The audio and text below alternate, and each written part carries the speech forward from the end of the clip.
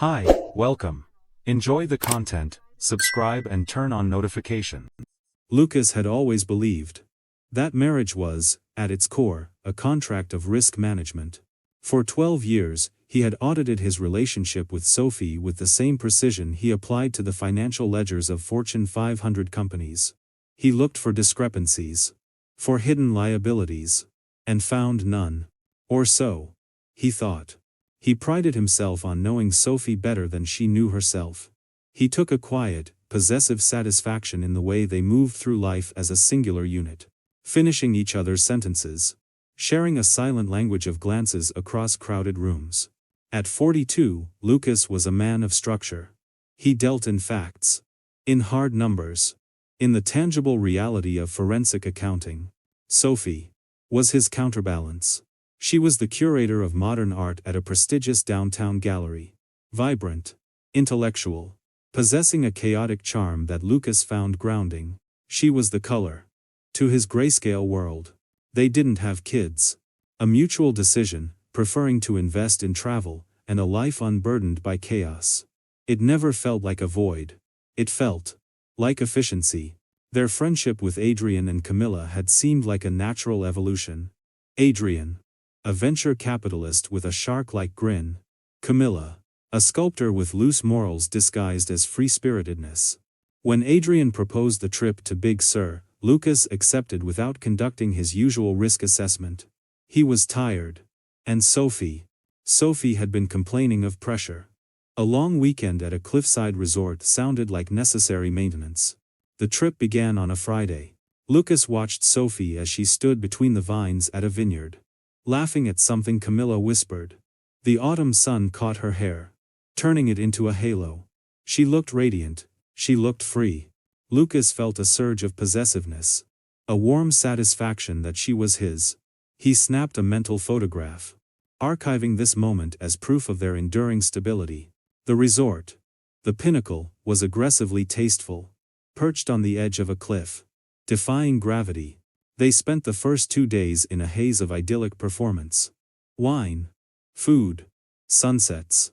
But, as he stood on the balcony of their villa on the second evening, watching the fog roll in, he felt a tremor in the foundation. He couldn't point to a specific number in the ledger that was wrong, but the balance was off. There was a current running beneath the surface of this trip, a frequency he couldn't quite hear, but could feel in his teeth.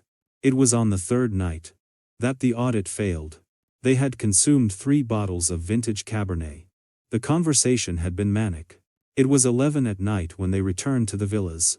Adrian suggested a nightcap in his suite, the presidential suite.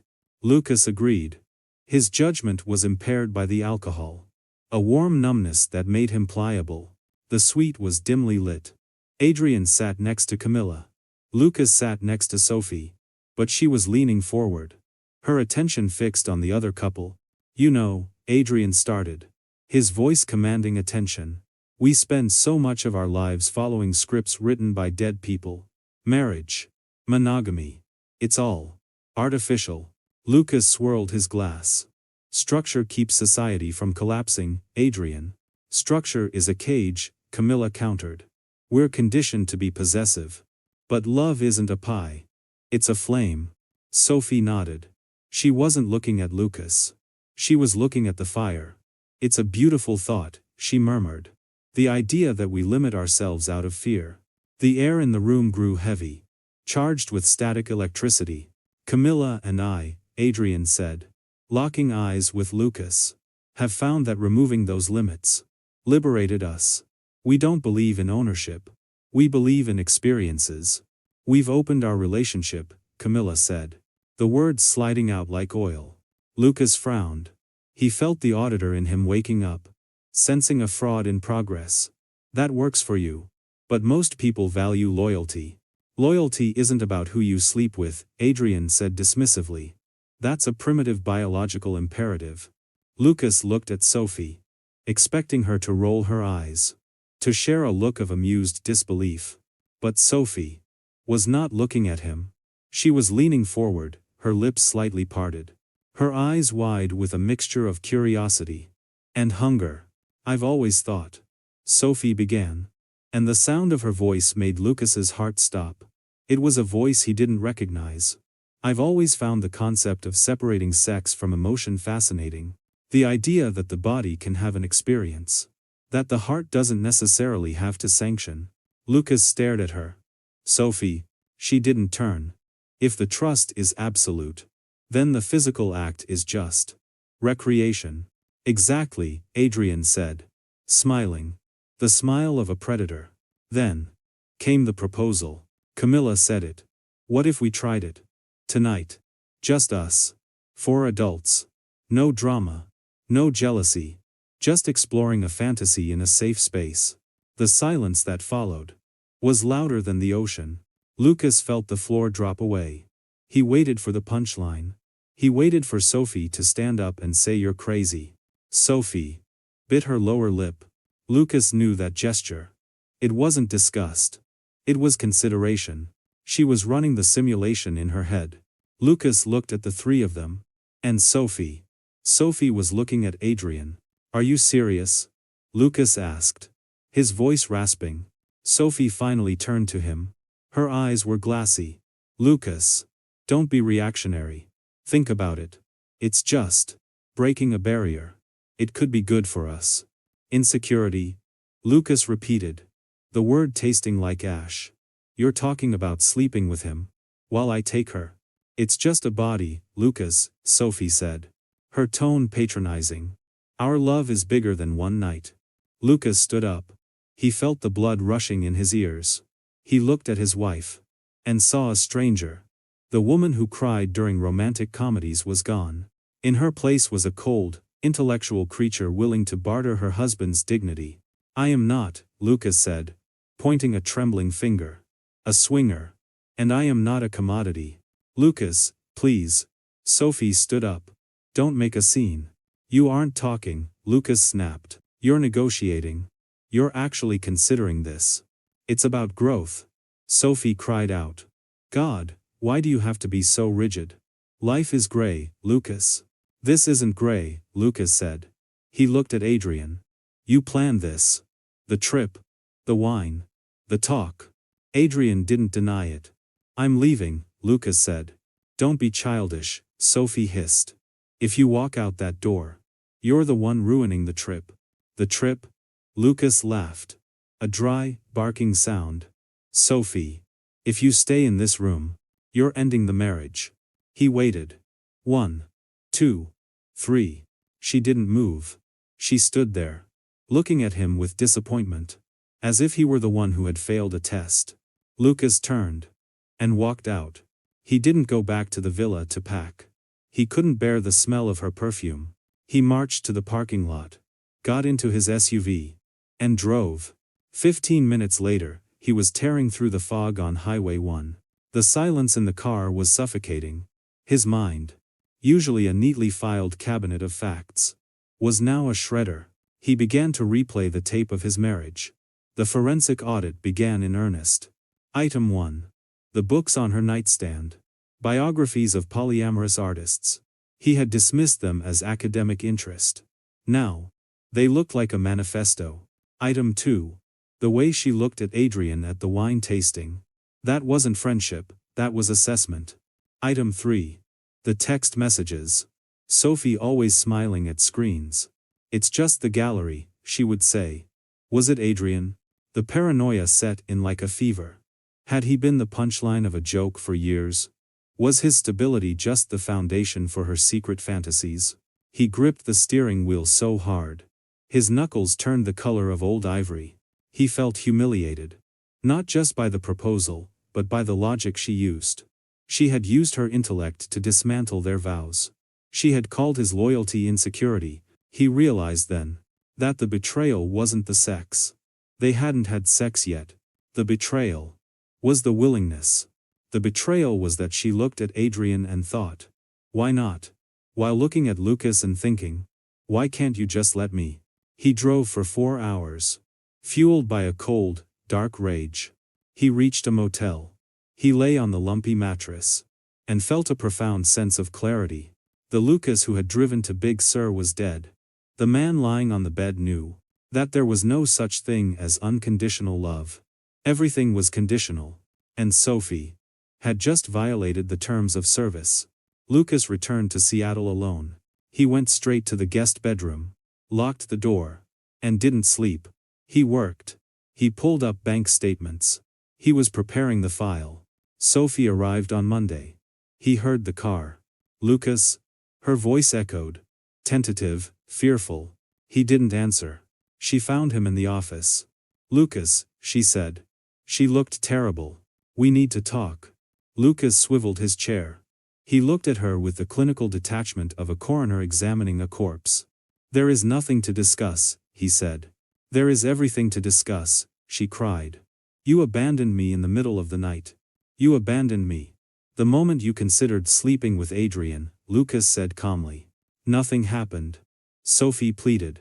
We didn't do it. I was drunk, I was caught up. But I love you. Doesn't 12 years mean anything? It meant everything to me, Lucas said. That's why I'm leaving. You're leaving? She froze. Over a conversation? Over the fact that you called my loyalty primitive? Over the fact that you were willing to share me? Lucas stood up. I spoke to a lawyer. I'm filing for divorce. You're insane, she whispered. You're throwing away our life because your ego was bruised. No, Lucas said. I'm ending a contract that the other party has acted in bad faith to uphold.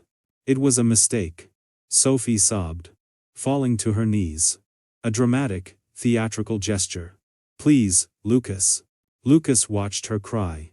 He waited for a feeling of pity. It didn't come. He saw only a woman who was sorry she had been caught. You can stay in the master bedroom for now, Lucas said. I'll sleep in here. We will list the house next week. I love you, she wailed. Love without respect is just a dependency, Lucas said. And I don't want a dependent. The divorce was a surgical procedure. Performed without anesthesia. Sophie swung between hysterical grief and vicious anger. She told friends Lucas was abusive. Controlling. Lucas said nothing. He let the rumors swirl. He knew that in an audit, the numbers eventually told the truth. They sold the house. Lucas bought a condo. Cold. Efficient. Secure. 3 months later. The data point Lucas had been waiting for finally appeared. He ran into a mutual acquaintance. Marcus. Hear about Adrian and Camilla? Marcus asked, lowering his voice. No, Lucas lied. Divorcing, Marcus said. Apparently. Camilla found emails. Lucas took a sip of his black coffee. Emails? Between Adrian and Sophie, Marcus whispered. From before your trip. Way before. Lucas felt a cold satisfaction settle in his chest. It wasn't just a swing, Lucas, Marcus continued. They were having a full-blown emotional affair for 6 months. The trip. The proposal. That was their way of trying to legitimize it. Lucas nodded slowly. I see. Camilla burned his clothes on the lawn. Marcus chuckled. And Sophie. Well, I hear Adrian dumped her the moment his wife found out. Lucas walked out of the coffee shop. He wasn't angry. He was vindicated. His paranoia hadn't been paranoia, it had been pattern recognition. Sophie hadn't been a victim of a moment of weakness. She had been a co-conspirator. She wanted to have her cake and eat it too. The intellectual exploration was a lie. The jealousy is primitive speech was a lie. He felt a weight lift off his shoulders. He wasn't the rigid man she painted him to be. He was the only honest person in the room. 2 years later. Lucas sat in a quiet restaurant in Vancouver. Across from him sat Elena. Elena was a neurologist. She dealt with the brain's wiring. She was direct, kind, and possessed a quiet dignity. They had been dating for 8 months. A relationship built on absolute transparency. No games. No gray areas. You're quiet tonight, Elena said. Just thinking, Lucas said. Later that night. He checked his email. There was a message in his spam folder. Subject line, I'm sorry. From Sophie. Lucas opened it. It was a wall of text. Adrian was a mistake. I was lost. I realized too late that I had everything with you. I've been in therapy. I miss us. Please, Lucas.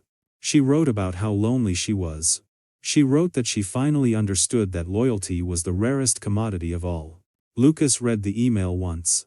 He didn't feel a spark of old love. He didn't feel anger. He felt the same way he felt when he looked at a bankrupt company's plea for a bailout. Insufficient funds. Sophie wasn't sorry she hurt him. She was sorry the gamble didn't pay off. But Lucas was no longer a safe harbor. He was a closed vault. He moved his cursor to the delete button. He didn't reply. He simply erased it. He put his phone down and looked at Elena. Sleeping soundly. There was no pretense in her sleep. Lucas turned off the lamp. He lay in the dark. He had lost 12 years of his life to a lie. But he had gained the rest of his life for the truth. He had learned the hardest lesson of all. Self-respect is non-negotiable. And once trust is broken, it cannot be audited back into existence. It is simply a write-off. Thank you for watching the video. If you enjoyed it, don't forget to subscribe to the channel and turn on notifications so you won't miss any updates. See you next.